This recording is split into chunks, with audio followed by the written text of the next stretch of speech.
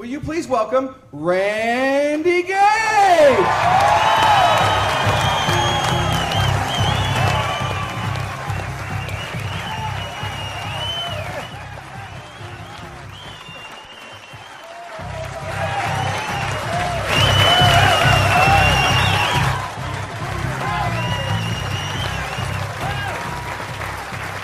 Thank you. Thank you.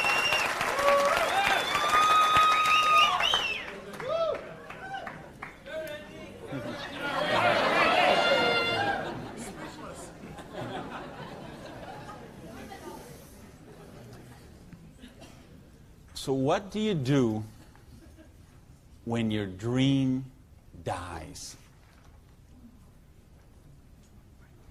Do you sit down and cry? Do you give it up and let it die? Or do you give it one more try? Let me tell you the way it worked for me. I came to work one morning about 11 o'clock. There were two people sitting in a car waiting for me, and I got there. And see what had happened, let me tell you the preview to this. I had a restaurant, bought it with a partner of mine. We kind of bootstrapped the thing. Didn't really have enough money to start it like we should have. We tried to grow it as best we could, but we didn't pay the taxes, and we struggled by and borrowed from this account to that account and this account to that account. And eventually I bought him out, and I sent a letter to the IRS, who's the tax agency there in the States, and said, I'm the new owner here. We've had some problem with taxes. I want to make this right. Let's work out a payment plan. And I never heard anything for 3 months. So I sent a check in there. Here's a deposit, $1,000, good faith. Didn't hear anything for 3 months, so I sent another check, another letter. Never heard a thing for a couple of months until that morning. They're waiting on the car. You missed a Gage? Yes. I'm agent so-and-so. This is agent so-and-so. We're here from the Internal Revenue Service. We have your letters here. We have your files here.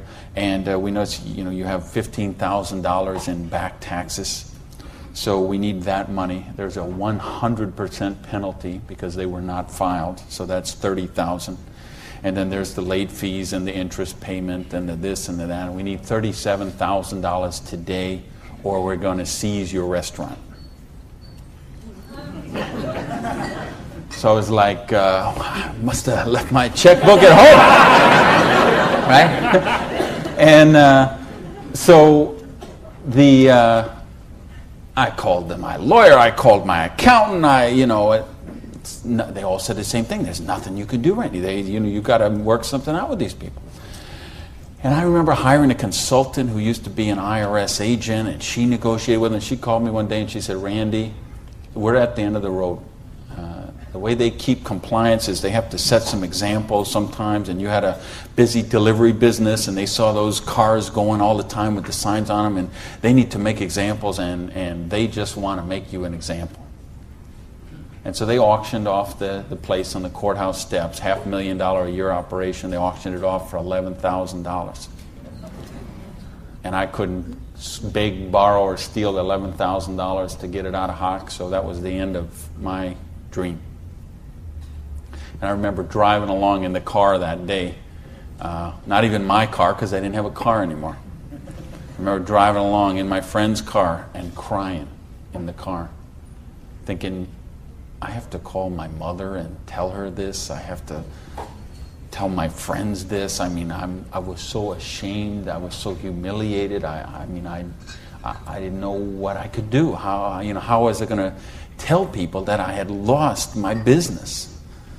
And between the $37,000 I owed those guys and then the money I owed for the vendors, whatever money I had left that day, I took and paid off the employees and said, this is the last check you're going to get, so, do what you can with it. And that left me $55,000 US, $55,000 in debt. No house, no car, no credit cards, no job. And what do you do in a situation like that? Well, when you have your dream. And see, that was the biggest dream I had at that point in my life. Because as you heard from Ford, I'm a high school dropout. I started off as a dishwasher in a pancake house. And then I worked my way up to cook, and then I became a waiter, and then I was a manager trainee. And I thought, boy, if I could just be a restaurant manager, that would be, I could wear a tie, I'd go around with the coffee pot. How's your dinner this evening? Everything okay? You know, I thought, oh, this would be it. Until I got that job. And then I realized I worked 60, 70, sometimes 80 hours a week for a fixed salary. And, you know, and then I became like the problem store manager, and they sent me around to different cities whenever they had a store losing money. They would send me there, and it was my job there to go and be the turnaround guy. So I'd go in and work on the payroll, work on the food costs, the controllable expenses, make the thing profitable, and they'd send me somewhere else. I lived in 18 cities in 5 years. So think what kind of home life you have, what kind of friends. You don't have any friends. You don't, you know, because people stop calling you. Because every time they call you, you're always working. And you never go to the movies, and you never go to dinner, and you never go anywhere, so they just stop calling you. And your work becomes your life. And I know we got people in this room tonight and people watching on this film today who are going through the same thing. We get out of balance. We get so busy chasing our income, we forget about living life. We forget about living our dreams. So anyway, that was my dream. I thought to run a restaurant until I got it. And then I said, well, this is crazy. I'm minimum wage here. When I divide all these hours I'm working with what I'm doing, I know what I got to do. I need to own my own restaurant. That would be the dream. And that's the great American dream, of course. And back in the States, is you get your own business and you start it up. And so that's what I did. And I saved my money, and I worked hard, and I played by the rules, and I did all the stuff you're supposed to do, and I got that restaurant. Until that day when it all ended like that. And all of a sudden, where do you go when you don't have that dream anymore? And, you know, in my case, I had to back up, and I'll talk about that in a sec, but I don't want to talk about me tonight. I want to talk about you tonight. I want to talk about your dream. And I mean the big dreams, the bold, daring, imaginative ones you had. The ones you had when you were 15 years old, and 18 years old, 20 years old. Because you know what I see people give up on their dreams. And it seems the older we get, the more we give up on our dreams. And you know, talk to any kid who's 15 years old, and they know they're going to have a great car when they grow up, and a great house, and a great job, and a wonderful spouse, and they're going to be rich, and they're going to be successful, and they're going to be an astronaut, or a football star, or a rock star, or whatever, right? There's no limits to what they can dream. And what happens along the way? They get out, they go to school, they get out as 22, 23 years old, all of a sudden they take a job they don't really want. It's not their dream job, but they figure it'll do for right now. And then maybe they find out about another job, and that's not their dream job, but it's a little more money than the last one. And they meet someone along the way, and all of a sudden there's two, and then there's a little baby on the way, and there's another baby, and then there's diapers and formula and braces and all of those kind of things. And all of a sudden they take another job that's 500 miles away, but again, it pays a few $1,000s more a year, so they take that job. And all of a sudden you're 35 years old, you're 45 years old, you're 55 years old, and you forgot about your dreams. That's what tonight is about. I know you heard it's a business opportunity. Nah, it's a dream opportunity. How to get your dreams back. I notice this because I like sports cars. Some of you all know me. You know, I got a car thing going on. And it's funny, I'll be sitting at the light in one of my Vipers, let's say, and some car will pull up next, and there'll be a guy driving there, and he's got his 2-3 kids in there in the back, and they'll roll down the window, "Hey, Mr. Viper, man, cool car, man, and, you know, rev the engine up. I can't wait. When I grow up, I'm going to get a Viper." And kids say that to me all the time. "I grow up, I'm going to get a Viper." Now, Dad doesn't say that. He's just sitting there behind the wheel, because see, Dad's already grown up. And he figured out he ain't getting the Viper. He's got the minivan. Right? What happened along the way? You know, because, and it's funny, every year they publish the list of the most popular cars. And I see it every year, and it comes out. And I read the list, and it's funny. Now, when I talk to kids, and I talk to a lot of kids, they always like cars. And they, I'm going to get a Corvette, I'm going to get a Lamborghini, I'm going to get a Ferrari. And then when they publish this list of the best-selling cars, it's Toyota, Camrys, and Holdens, and Mercurys, and Ford Escorts, and Geo Metros, the broke mobiles. Right? These are all cars they make for broke people. You see that? Like the Holdens you got here. Right?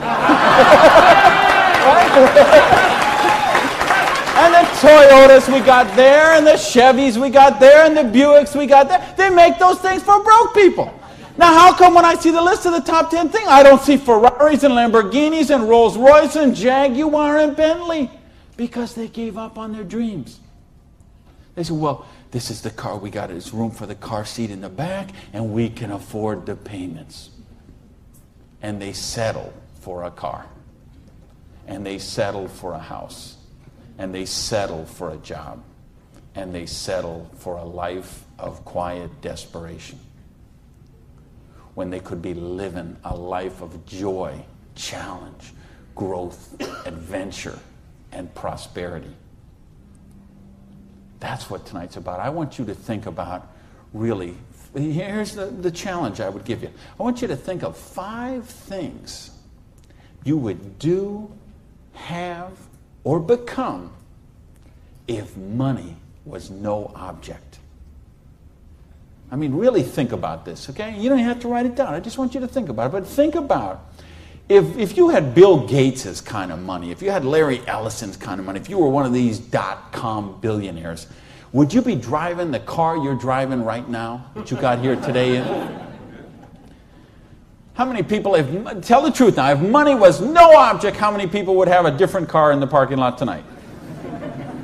Okay. Now, if money was absolutely no object, you had 30, 40, 50, 60 billion dollars, how many people would have a different roof over their head when they went home tonight? How many people have a better wardrobe? Ladies, how many of you would have bigger closets? Right? Yeah. So this tells me something. This tells me you do have dreams. And you want to live them, or you wouldn't be sitting here tonight.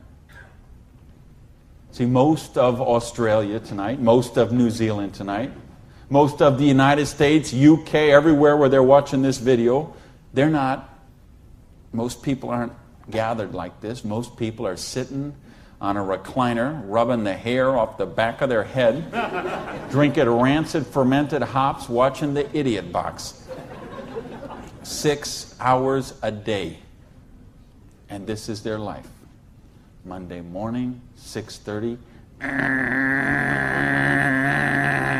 The alarm clock goes off. And they get, hit the snooze bar. If I could just get 15 more minutes. And they wait 15 more minutes, and they hit the snooze bar again, and they get 10 more. And then they got to get up, and they rush in the shower, and they jump in the car, and they buy their breakfast through a drive-thru somewhere, and then they go to a job they don't like or actually hate. 85% of them, a job they don't like or actually hate, and they get through Monday till 5 o'clock or 5:30 or 6 o'clock, and then they go out and they face the traffic going home. They probably get drive-through dinner somewhere, dinner in a bucket to take home to the kids, get in front of the Idiot Box and sit there in a coma till they fall asleep, or they crawl into bed until Tuesday morning, 6:30, it starts all over again. Wednesday, hump day. Thursday, we're almost there. Thank goodness it's Friday. Because you know what Friday means, right? Because Friday means somewhere near the end of the day, the boss is going to say, hey, here, boy. You're going to get out that little paycheck. And they're going to get that paycheck, and for one brief moment in time, it's going to feel like it's theirs. But we know it isn't theirs, is it? because they got all those little window envelopes from the credit card company just waiting for them. And that money is spent long before it ever got there. But for this one brief moment in time, it feels like theirs. So I don't know what they do here in Sydney, but I know what they do in the States. They go out to Pizza Hut. All right? So it's off to Pizza Hut for a deep dish, meat lovers, extra cheese, extra meat, but, Diet Pepsi because I'm trying to hold my weight, And off to the Pizza Hut, and then it's off to the neighborhood video store where they rent 3, 4, 5, 6, 8, even 10 videos to get them through the weekend. And they will spend their entire weekend sitting on that same recliner, rubbing that same hair off the back of that same head, drinking the same rancid fermented hops in a coma all weekend long, video after video after video, so they don't have to think about their life of quiet desperation until Monday morning, 6:30, when it starts all over again. This is life for a lot of people. This is life for millions of people. They're missing out on the real life. They're missing out on the real joy. And I don't want that for you. I didn't come 12,000 miles here to tell you what you want to hear.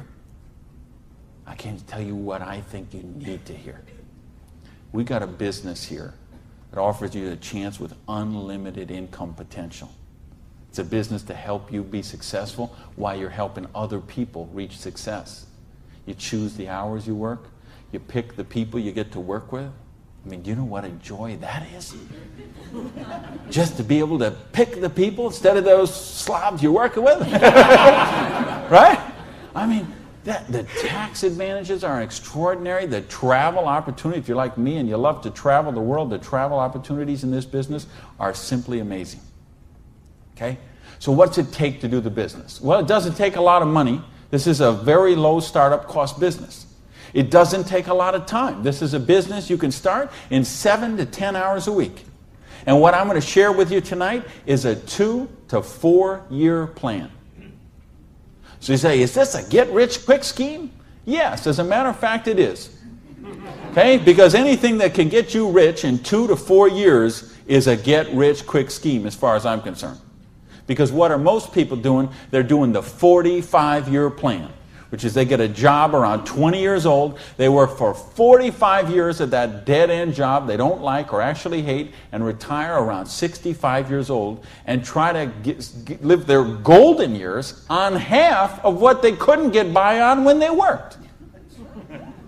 Do you get that? You know, your retirement's about half of what, and I've been in all the country I've been in. I can't tell you how many different countries, and I've been in socialistic countries and free enterprise countries and everything in between, and I can tell you the retirement security, it's the same in all those places.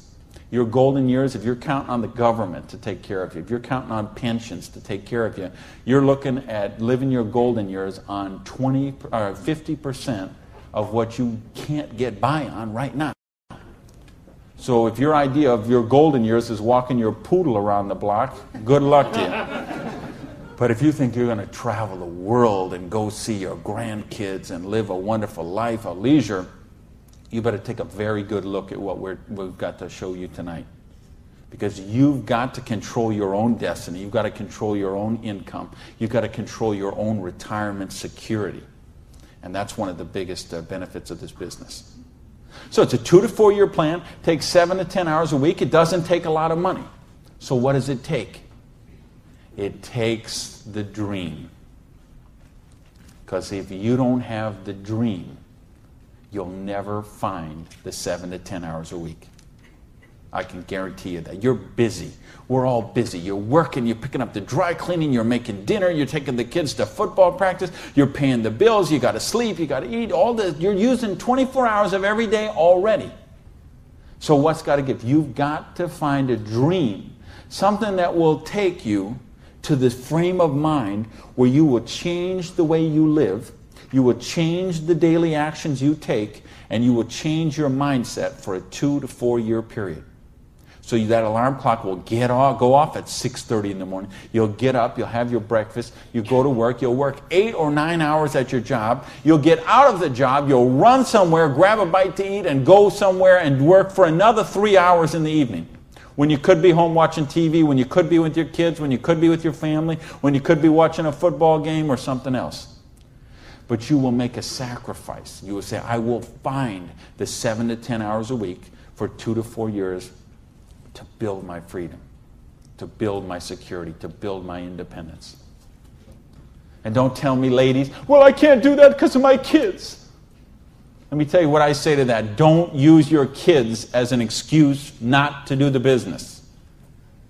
Use your kids as the reason to do the business. So you can raise your own kids instead of paying someone else to raise them for you. You know, I mean, people drop the kids off at a daycare center at 7:30 in the morning and pick them up at 5 o'clock at night. Those poor kids couldn't pick their mother out of a police lineup.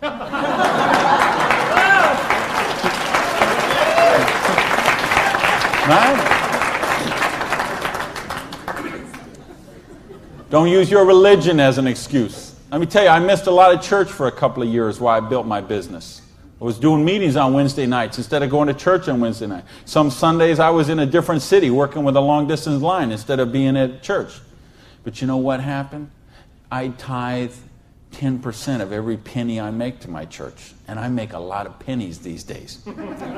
Okay, some Sundays, we seat 800 in my church. You know, some Sundays, they put that basket around and it starts here and it goes all the way down the aisles, all that just like that. And you know, sometimes the check that I put in there equals the checks of 799 other people all added together. That's what missing a few days of church did for me. Gave me time to serve on the board of the church, 2 years as the president, a couple years more as the Blue Ribbon Committee. I've been able to contribute to the church. I've been able to teach a class on prosperity on that. See, I couldn't do that when I was broke. Do you really get that? You can't do these kind of things when you're broke. You can't help your kids when you're broke. When you're so busy trying to pay the bills, you're so busy trying to cover the mortgage, you're so busy trying to pay the rent, you can't live life. And that's not the way life is meant to be lived. I came here because I want you to have an amazing life like I have. And I believe me, I have an amazing life. I live in my dream home. I live on the ocean, okay? I go to bed every night, I hear those waves crashing on the shore. I wake up, I go down, and I got a beautiful car to get into. I have beautiful people in my life. I have wonderful health. Everything is, I make more money every year than I did the year before. I am living a dream that is just wonderful. But I made some sacrifices along the way.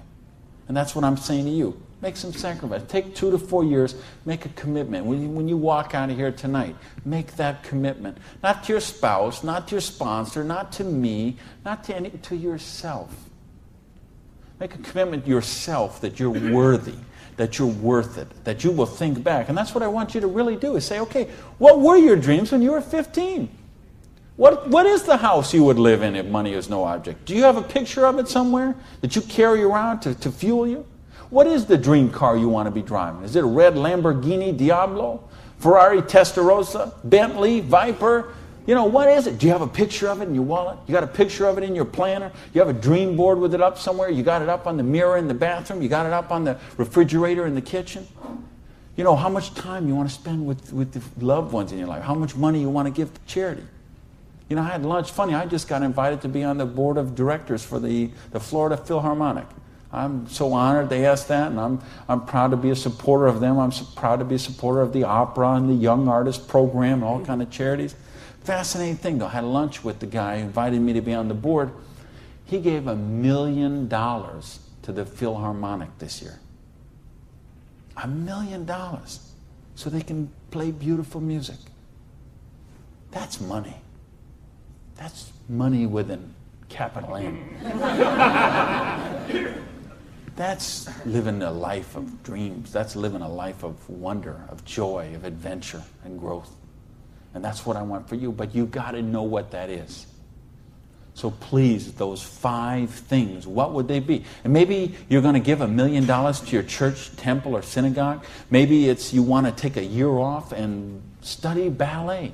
Maybe you want to take 6 months and go on a cruise around the world. Maybe you want to fly in all your family from all over the world and have a reunion. Maybe you want a house in Paris and a house in Hawaii and a house in San Diego and a house in Berlin. I don't know what it is for you, but you have to know what it is.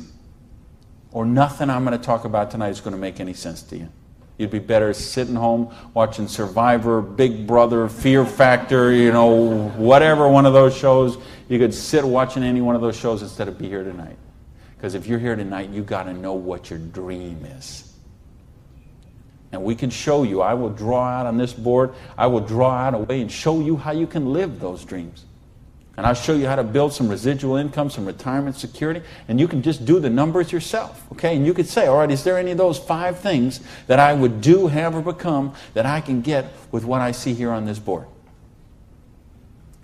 The difference is, and here's the secret, okay? You wonder, okay, I know there's nothing for free. There's always a cost. Here's the thing. Here's the secret of everything I'm going to talk about tonight has to do with leverage. It's getting you out of the trap. And there's a big trap, okay? And this is the trap. It's people trading time for money. You work 40 hours, you get paid for 40 hours. So you work 40 hours and you get paid $400 a week. If you're sick half a day and you only work 35 hours, you get paid $350. If you need some extra money because there's something that you want to do, you put in some overtime, so you work 45 hours, so maybe you get $450. Well, you know what? That is trading time for money. Time for money. Hours for dollars. Hours for pounds. Hours for dollars. Hours for cougar ranch. Whatever the currency is. If you're trading time for currency, you can't get wealthy. It's a trap. You got to put some leverage to work somehow to get out of that. Because this is what keeps people broke. So in my case, when I lost my dream, and I started all over again, I said, well, I got a choice here. I can go and live like most people do and live that life of quiet desperation and just mind my own business and do the thing and be a worker drone in the collective like everybody else. Or I can go after my dreams again. So I began a study of prosperity. Because when you're $55,000 in debt, no house, no car, no credit cards, and you start selling the furniture, things look a little different. Anybody here ever sell your furniture for your business? Interesting scenario. Here's what I found. The end tables, not a problem. Coffee table, no big deal. Kitchen table, hey, you can always eat in the sofa. Lamps, no big deal. You got the light in the kitchen on the ceiling. But the sofa and the bed and the TV. How did I know you'd know that? The bed, the sofa, and the TV, they gotta be the last to go. Because see, I don't know if you got it here, but what we have in the States, we have infomercials on all night long. So once midnight hits, these infomercials start, and they're all about how to make money. So what do you do when you're $55,000 in debt and you're sleeping, with no furniture and whatever? You sit up all night and you watch infomercials. And then you sleep all day and you're so depressed, and you get up and you read the one ads and you think you don't have a bus fare to go to the job interview, and you think how miserable your life is, and you eat macaroni and cheese 3 times a day, which is what I did for weeks and weeks and weeks. So I'd get up, sleep, mope around, eat my macaroni and cheese, and then midnight would start the infomercials. And I remember we had a Vietnamese guy named Tom Vu. I don't know if you ever saw that here, this infomercial. He had one of those courses on how to buy real estate, no money down. So one night, it's 3 a.m., I'm sitting on the sofa. Tom Vu comes on. He says, "You, sitting on the sofa! You, it's 3 a.m. Now I know he's really worried, because it's 3 a.m. I'm sitting on the sofa. He said, "You sitting on the sofa at 3 a.m. Your wife's asleep. Your baby's asleep. You are a loser. Nobody cares about you. You a loser. If you don't buy my program, you deserve to be broke.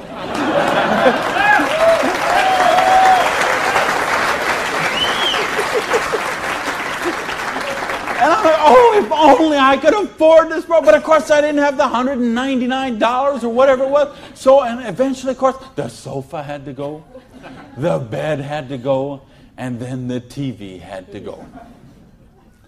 And then something else had to go. And that was my mindset. My victim, loser, woe is me, oh, the circumstances are against me.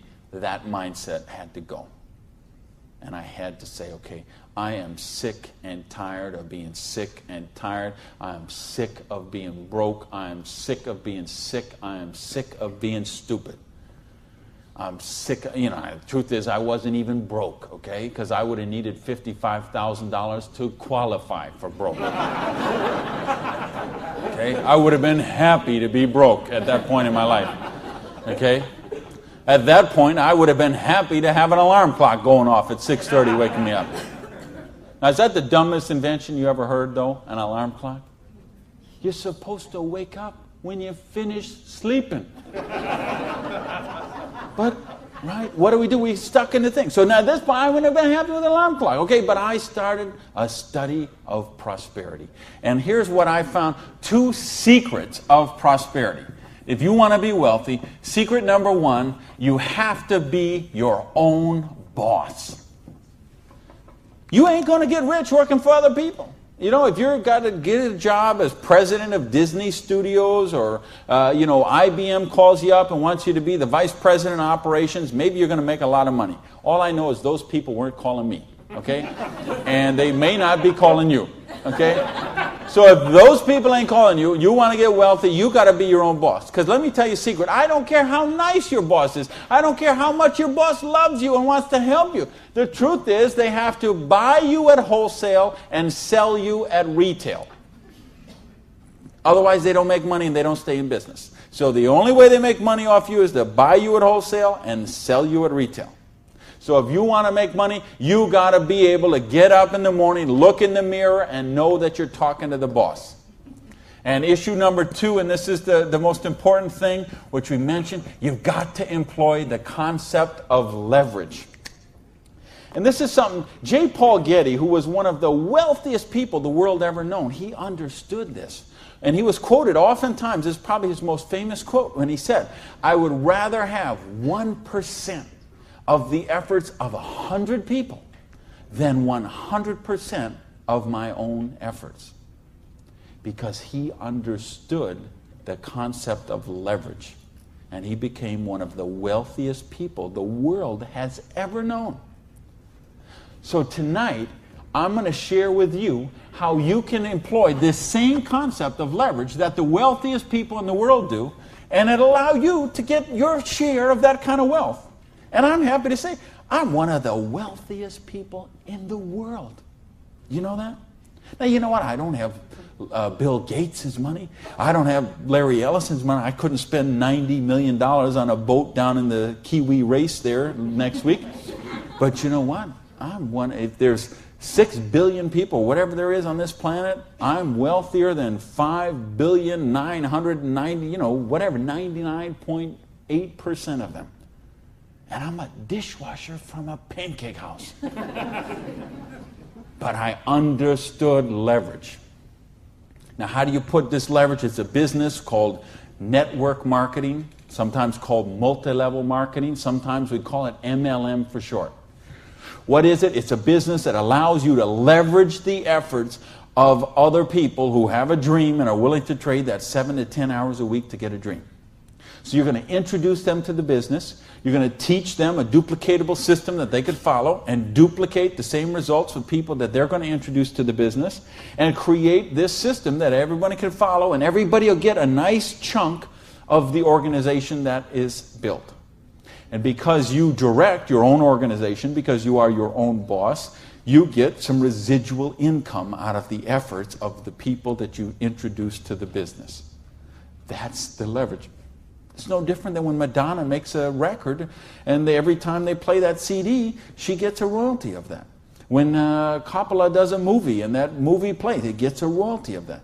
This is how the average person can get leverage. See, if you got money, leverage is not a problem. You can leverage your money. You can buy stocks, bonds, invest in companies, invest in real estate, all that kind of stuff. I couldn't do that. If you could buy a franchise. If I would have bought a restaurant franchise instead of opening my own restaurant, chances are I'd still be in the restaurant business. But you know what? I couldn't afford the franchise fee. I didn't have that kind of money. Ask someone about the stock market, they'll tell you, unless you got $25,000 you can afford to lose, don't even get in the stock market. Well, I didn't have $25,000 I could afford to lose. I didn't have $25 I could afford to lose. So I didn't have the money to leverage. And if you got a couple $100,000, couple million you can leverage, hey, maybe you don't even need to be here tonight. But I'm speaking to the rest of you who don't have that kind of money. And the rest of you who used to have that kind of money till the stock market tanked, and now your retirement fund is 40% of what it was 2 years ago. Okay, let's talk about how you build your security. Well, so what is network marketing? It's just a new paradigm in distribution. Been around for over 50 years now. And it is, why I say it's a new paradigm in distribution is because it's changing the way we get products and services to the consumer.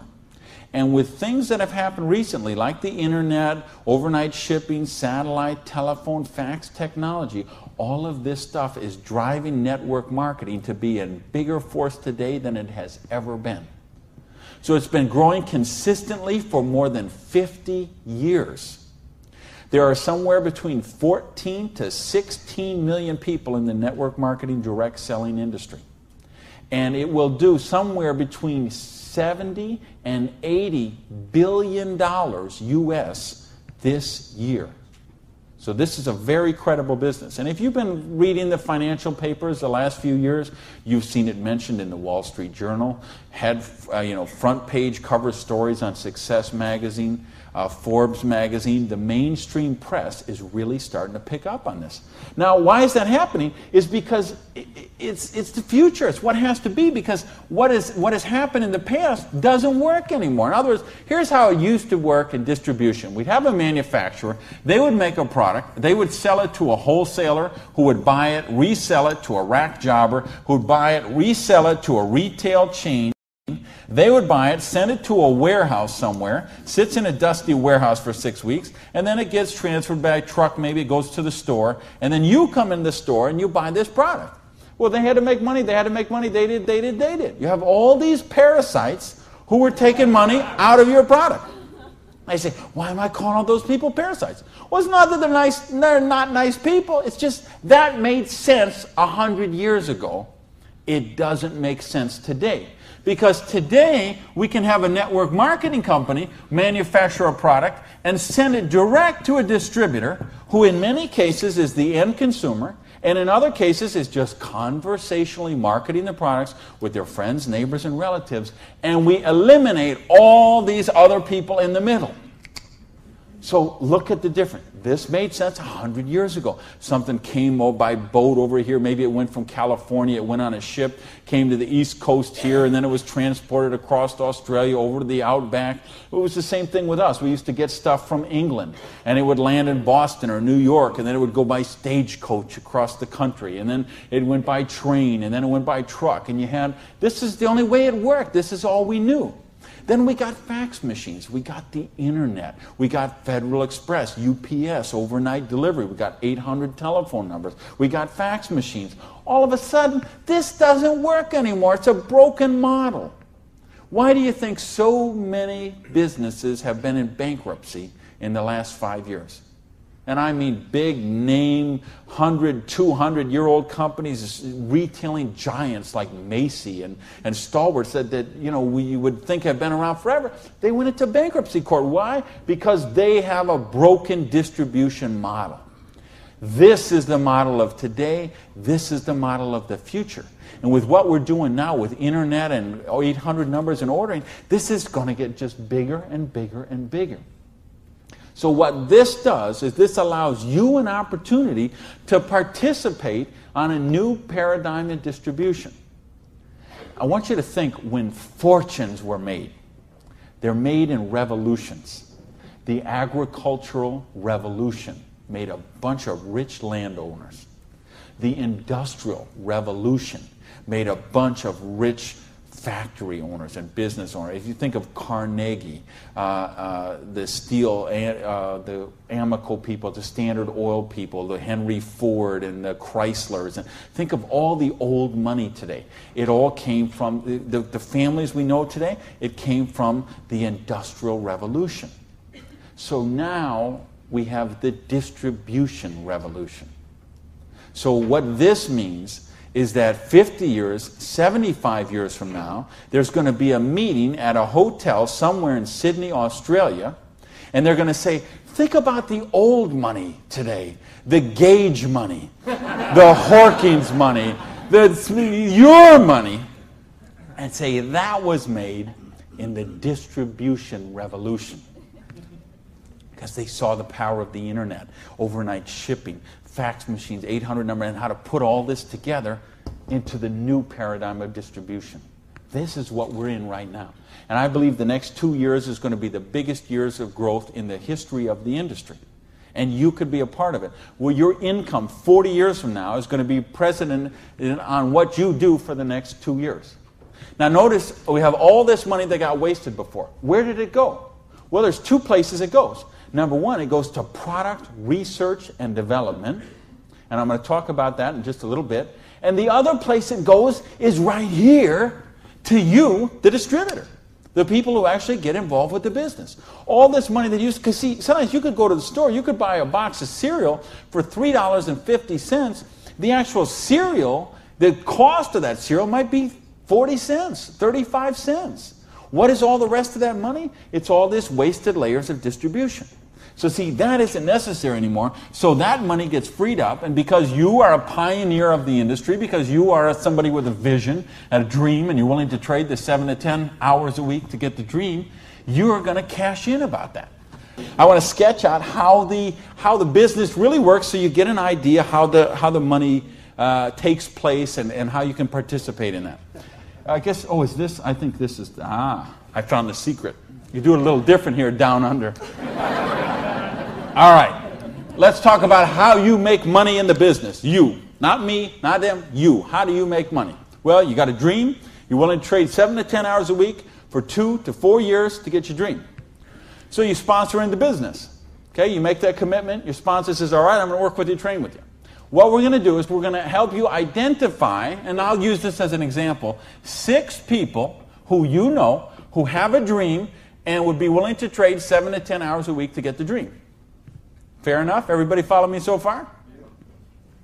Everybody follow me so far? All right, just making sure you're not nodding off over there. All right, now let's suppose that everybody involved in the business produces a volume this first month that you get involved in the business of $100. Now notice I didn't say $1,000 or $10,000 or $100,000. I said just $100. Why? Because I want to show you this is very simple, very duplicatable, very doable for everyone. The secret of this business is leverage. We have a lot of people doing a little bit, just 7 to 10 hours a week. So now if you and each of the 6 people you introduce into the business produce a volume of $100 the first month, you'd have $700 worth of volume in your organization, right? Now, we have a lot of different companies represented here tonight. It's all kind of different pay plans. But I think you're going to find as an average, what you're going to see in the business is you can make about 10% of what your organization does in volume. So if you had 6 people plus yourself, everybody did $100, you'd have $700 volume, so you'd make $70 your first month in the business. Now you say, come on, Gage, you brought me here for $70 a month. I can't even wash my Lamborghini for $70 a month. I understand. But see, believe me, I understand. I know what it's like to keep cars clean. But this is just month number 1. And how much, if you're a doctor, and by the way, if you're a doctor, if you're a lawyer, if you're an accountant, you know what plan you work under? Trading time for money. Just like the bus boy at the Denny's restaurant, the doctor, the lawyer, the accountant, trading hours for dollars, same thing. So how much did you make when you learned to be an accountant?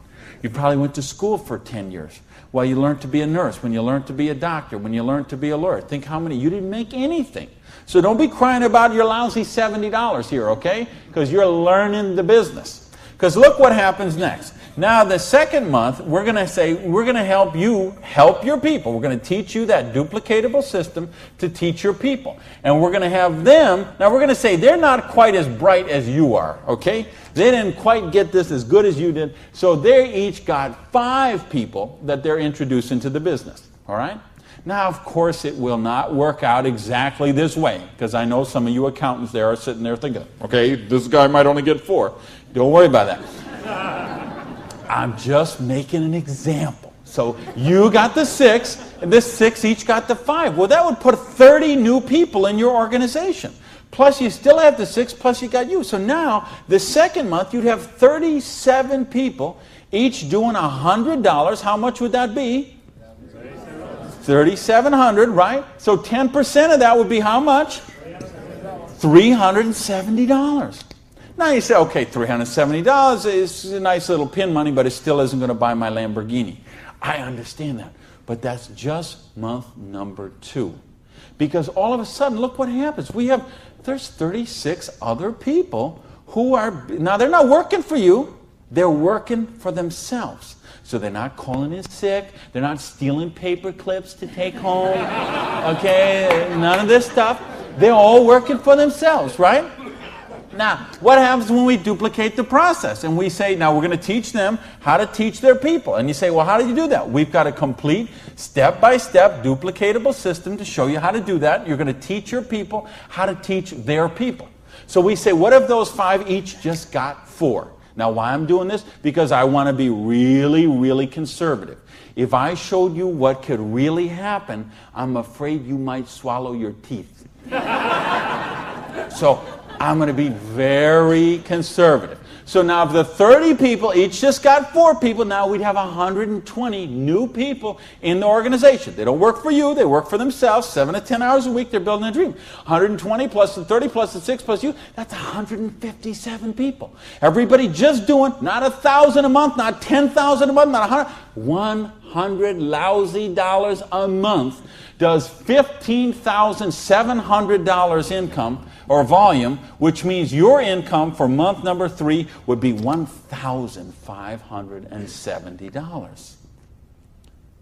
Now, all of a sudden, we have a little money, we could play with something. We could do something with $1,500 a month. Do you know how many bankruptcies would be avoided with $1,500 a month?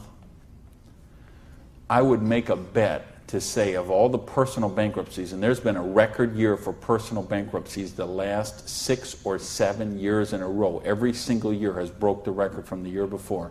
And I had someone very close to me did this just a couple of years ago. And I'm telling you, I bet 90% of them would be eliminated with $1,500 a month. In fact, 90% of them would probably be eliminated with $300 or $400 a month. Just this much, the $370 a month, would help most people that they could just start paying down their credit cards instead of paying those minimum balances every month. By the way, do you know how long it takes to pay off your credit card if you're paying the minimum balance every month? 10 years? 20 years? 30 years? 40 years. That's how long it takes. So if you're paying the minimum payment every month, get happy, because in 2042, you're all paid off. All right, now we're going to go down one more level. Now we're going to say, what if the 4 people each just work with 3 people? Now again, everybody's not going to do it this way. Some are going to do it more, some are going to do it less, but I just want you to see how it works. Now the 120 people each do 3 people. That give us 360 people, plus the 120, plus the 30, plus the 6. This comes to how many? Somebody help me. I'm a high school dropout. 500 and something. 517, is that right?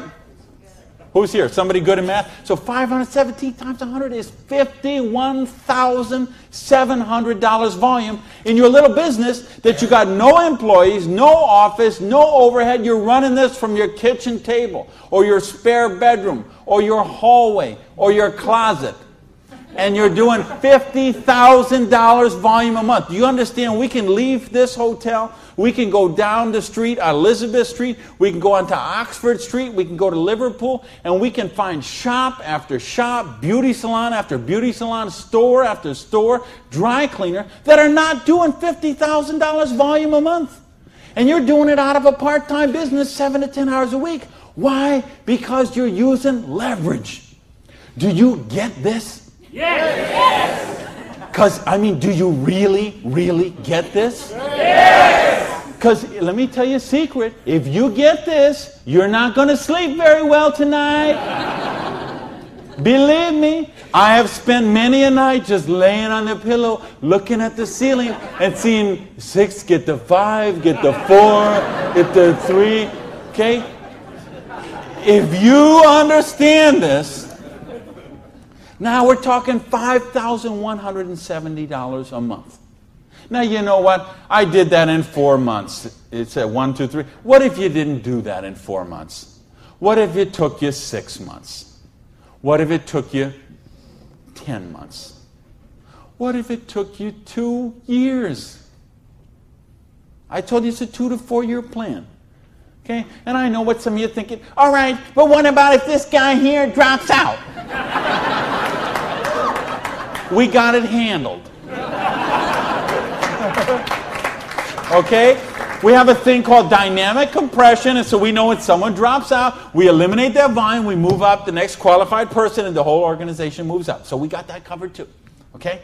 So, but what if you didn't do this in 6 months? What if you didn't do it in 10 months? What if it took you 2 years? Would it be worth trading 7 to 10 hours a week for 2 years to have an extra $5,170 a month? Yes or no?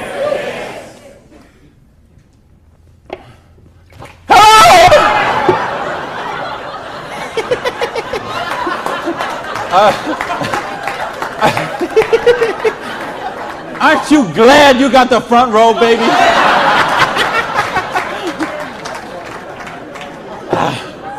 Now, let me get some more water here.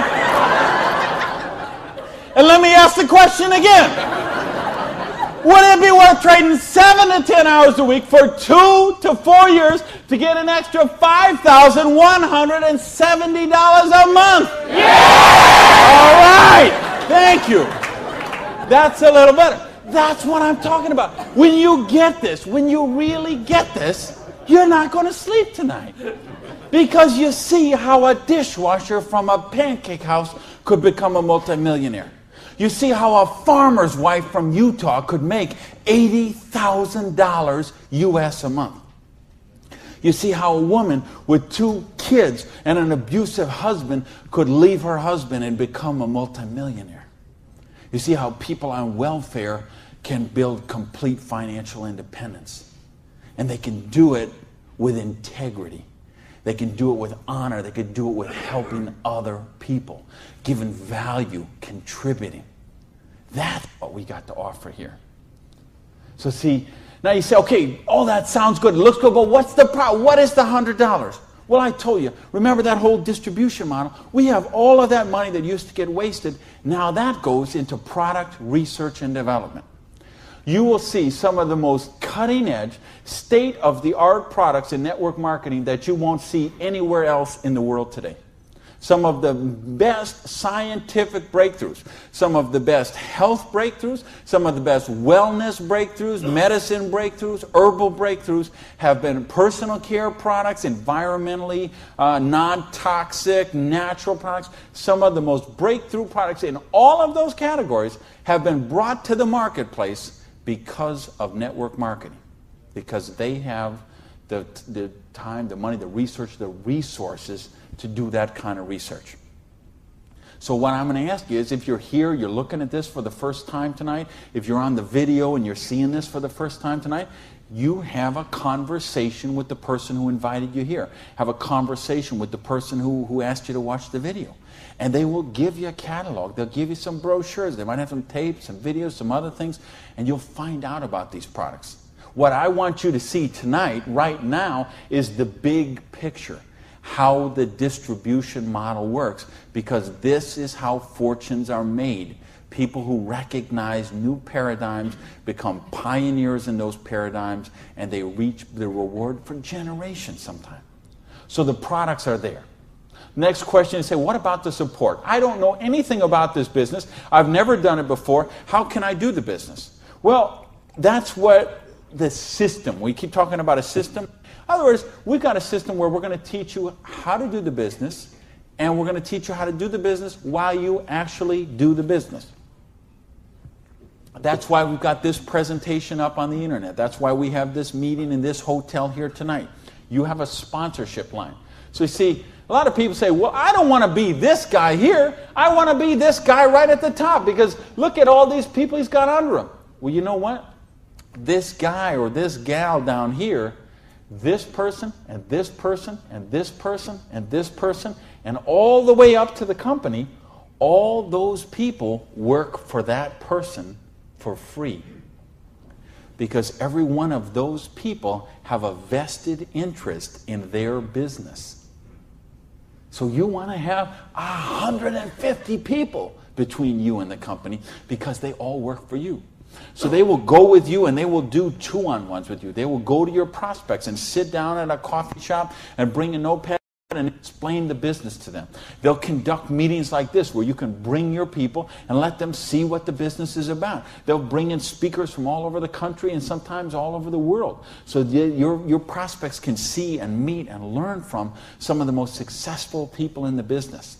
There's conference calls, there's monthly newsletters, there's regional trainings, there's company conventions, there's audios and videos and brochures and booklets and catalogs.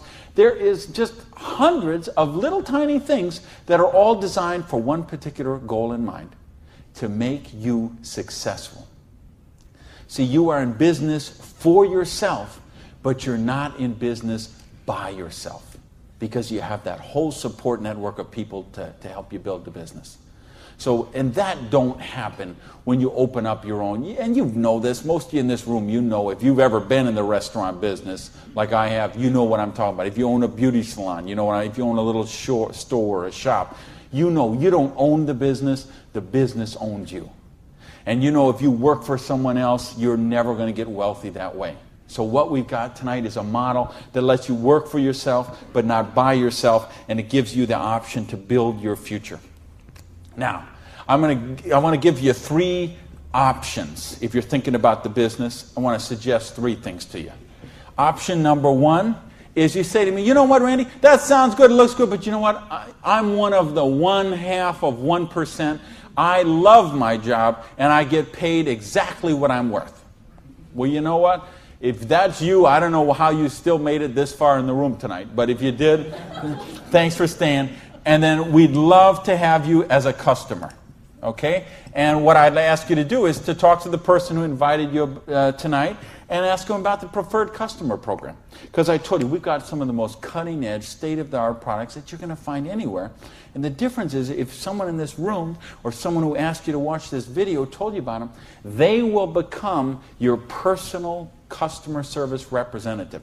So you're not calling some 800 line that you never met, or sending things off and going into a store and standing around for 20 minutes trying to get someone to wait on you. You're going to have the personal attention of somebody who knows you and cares about you and will look after your needs personally. Now, option number 2 is what we call the small business. You say, you know what, Randy, this sounds good. I like the idea of being my own boss, and I like the idea, or maybe you're looking at a nutrition company and you say, well, I'm a chiropractor, a massage therapist, an iridologist, or physical therapist, and I want to sell this stuff to my clients. Or maybe you're being presented to a personal products company and you own a spa or a gym or salon and you think you could sell them there. Or maybe it's a cleaning product stuff and you've got a cleaning service and you could sell them to your clients. Well, if you're looking to just kind of use the products yourself, buy them at wholesale, and then conversationally market them to your friends, neighbors, and relatives, that's a small business. And if you want to make a couple $100 to a couple $1,000 a month, the small business option would be the one for you. Now, there's one more option, and that's the big business option. Okay? And that's the stuff that we're talking about right now. Meaning, you're not looking just to retail a couple products to a friend. You want to build complete financial independence. You got a dream. You're willing to trade that 7 to 10 hours a week to get the dream, and you're willing to do a 2 to 4 year plan, and you want to work to build that dream. You want to build an organization like this. That's the big business option. If you're looking for financial independence, then that's the option for you. Now let's bring this all together. I told you what happened when my parade got rained on. My dream looked like it was going to die, and I drove around in that car. I remember crying in that car and thinking, having to call my family and call my friends. And that it just took so much out of me. And I'll tell you what I did. I went in, and here I was. I had owned a restaurant. I'd owned 2 restaurants in my life. I had been a restaurant manager for years. I went and found a restaurant in South Miami, a little diner that was open for breakfast and lunch only, way in the Southwest where I didn't know anyone, and I got a job as a breakfast cook, flipping eggs. For 2 reasons. Number one is they would pay me cash every week. They would cash my paycheck, give me the cash, because I didn't have a bank account, because if I had a bank account, the tax people were going to seize it. So I needed someone who would pay me cash, and I needed to go get a job and just make some money to buy macaroni and cheese. And I had to lick my wounds. I had to take a couple of months and just regroup. I had lost my self-esteem. I had lost my drive. I had lost so much that I just didn't even know where to go. So I needed that time to do that. And so I got up every morning at 5 o'clock in the morning and took a bus down to South Miami to be there by 6 o'clock, 6:15, and flipped eggs every day till 2:30. And I did that all week long. And I did that for months to kind of just get my sanity back, get my esteem back. And then I went back to this business. And see, I didn't have the money to get back in the business because I still owed tens of thousands of dollars. But I had been in the business once. I had made some money. That's where I got the money to buy the restaurant initially. And what had happened, I'd been with a new company. It was not a stable company. I got some money. I bought my restaurant. That company went out of business. Well, then I was in the restaurant and working 80 hours a week, and then it just, that's what happened. So now, owing $50,000, I knew I was never going to pay this off flipping eggs, and I knew I was never going to pay it off even if I got a job as a restaurant manager. I mean, do you know how long I'd have to work as a restaurant manager before I could make $55,000 and pay it off? And I owed even more then because I borrowed a bunch of money just to live. So I said, I've got to get in this business. So I went to someone I knew in the business who knew me from before, and I said, you know me, you know that I can work, you know I have a dream. I don't have enough money to get in the business. Needed about $600 to start that business. Rob, he lent me that $600. And you know what? Best decision he ever made. So I went out, and I didn't do this business 7 to 10 hours a week. I did this business 7 to 10 hours a day. I sponsored 9 people the first month of the business, okay? I didn't do 6. For those of you who say, well, it doesn't work this way, you're right. It didn't. I sponsored 9, okay? And at the end of the month, I had 60 people in the business, month number 1. Month number 2, I sponsored 2 more people, so that's a total of 11. I had about 130 people in my organization at the end of month number 2. Month number 3, I didn't sponsor anybody. Okay, I just worked with the 11 that I had sponsored in the first 2 months. The organization went from about 120 people to 360 people. And month number 4, I sponsored a couple more people in the business, and the organization was bigger than this one right here in the 4th month of the business. It wasn't 6 months, wasn't 10 months, wasn't 2 years, wasn't 10 years. It was 4 months. And I made easily double that money. What you see on the board, I made that in my 4th month of the business. Now, how did I do that? I needed to and wanted to very badly. I was hungry. I had a dream, and I was sick of being broke. And that's what I want you to get out of this is, do you understand? This is how it goes. There's no limit here. You could sponsor 7. You could sponsor 8. You could sponsor 9. You could build this whole organization, build yourself up to get $50,000 or $60,000 a year residual income, and then you could go out and you could sponsor 5 more people and start the whole process all over again, the same exact thing. And you could have 100,000 residual going. And you could start with 5 more and you could have 150,000 residual going. And if you put 5 people a year in, and it's very simple, put 5 serious people in the first year, put 5 serious people in the second year, put 5 serious people in the third year, and you will be making a fortune. Put 5 serious people in the fourth year, you'll have a business worth at least $1 million, I project. Put 5 more the next year, and you're going to have a business worth a couple $1 million in 5 years. Why? Because we got residual income here. You're building leverage. You're getting this going. And that's what I want you to get. You know, and now I've been able to help people all over the world. I told you guys the platinum people. I talked in the reception about the 3 kids from Norway who came to a program I did in 1998. And they're all multimillionaires now, all 3 of them. Number 1, number 2, number 3 payout in their company. I think of you guys right here in the front row and what you've done the last couple of years. And you know the people I had in London, those people there, what they're doing there. I've got people all over the world. Just, they got a dream. They're willing to trade it. We give them a system to follow, and they're living their dreams. I think of a lady named Mary in Colorado. Lady I mentioned earlier. 2 kids. She's sleeping in her friend's basement because she's on welfare. Divorced, no husband anymore, no one to help pay for her kids. So she was on welfare. And along the way, she got attracted to the business. Along the way, I was able to touch her and touch her life, show her some things, how to follow a duplicatable system. She built an organization making $30,000 US a month. Now, you know, the $30,000 US a month, I'm okay with that because you can get by on that. Okay. I couldn't get by on that, but I know a lot of people could get by on that. But you know what? It's not the $30,000 that gets me so excited about what Mary did. It's what Mary did. It's the example she does for her 2 kids.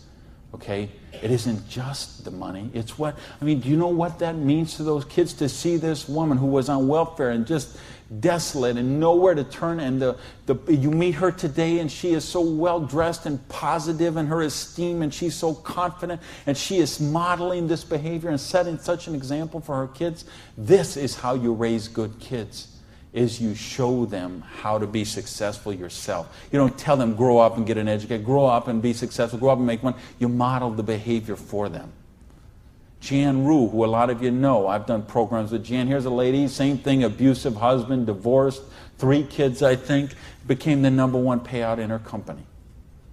Why? Because she had a dream, and she was willing to trade that 7 to 10 hours a week to get a dream. And we've got the model here where you can do that. There is no limit to what you can do.